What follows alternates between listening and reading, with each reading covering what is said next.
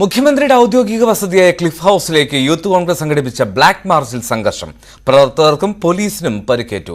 മാർച്ചിന് നേരെ ജലപീരങ്കിയും കണ്ണീർവാതകവും പ്രയോഗിച്ചു.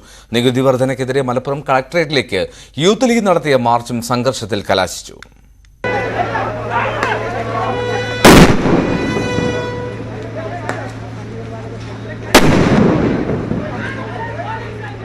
നികുതി വർധനയ്ക്കെതിരെ സംസ്ഥാന വ്യാപകമായി നടക്കുന്ന പ്രതിഷേധങ്ങളെ പോലീസ് നേരിടുന്ന രീതിക്കെതിരെയും യൂത്ത് കോൺഗ്രസ് സംസ്ഥാന അധ്യക്ഷൻ ഷാഫി പറമ്പിലിനെതിരായ പോലീസ് നടപടിയിലും പ്രതിഷേധിച്ചാണ് കറുത്ത വസ്ത്രമണിഞ്ഞ യൂത്ത് കോൺഗ്രസ് പ്രവർത്തകർ ക്ലിഫ് ഹൌസിലേക്ക് മാർച്ച് സംഘടിപ്പിച്ചത്.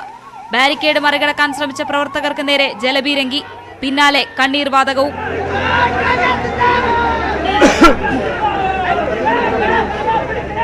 സംഘർഷത്തിൽ യൂത്ത് കോൺഗ്രസ് പ്രവർത്തകന്റെ കണ്ണിനു പരിക്കേറ്റു.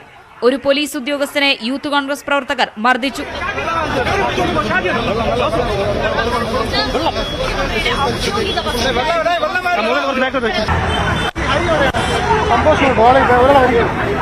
പ്രവർത്തകർക്ക് നേരെ പോലീസ് ലാത്തി വീശിയതും സംഘർഷത്തിനിടയാക്കി.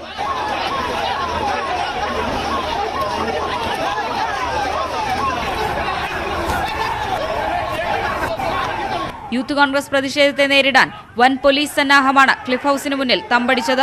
നികുതി വർധനയ്ക്ക് മലപ്പുറത്ത് യൂത്ത് ലീഗ് നടത്തിയ കളക്ടർ മാർച്ചിലും സംഘർഷമുണ്ടായി. യൂത്ത് ലീഗ് പ്രവർത്തകരെ പോലീസ് അറസ്റ്റ് ചെയ്ത് നീക്കി.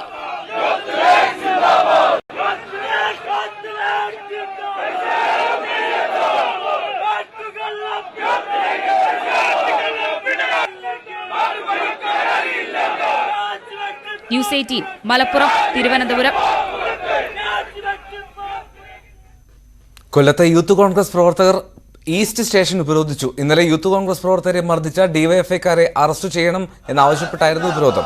മന്ത്രി പി രാജീവ് പങ്കെടുത്ത കൊല്ലം ജില്ലാ വ്യവസായ കേന്ദ്രം നിക്ഷേപ സംഗമത്തിന്റെ വേദിക്ക് സമീപമായിരുന്നു സംഭവം. പോലീസ് സാന്നിധ്യത്തിലായിരുന്നു മർദ്ദനം.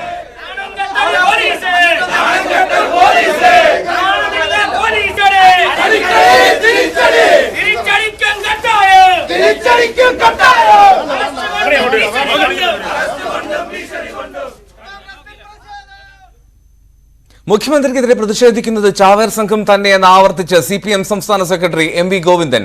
മുഖ്യമന്ത്രിയുടെ വാഹനത്തിന് മുന്നിൽ ചാടി മരിക്കാനാണ് പ്രതിഷേധക്കാരുടെ ശ്രമം. അതിന് തടയിടാനാണ് പോലീസ് ശ്രമിക്കുന്നതെന്നും MV ഗോവിന്ദൻ പറഞ്ഞു.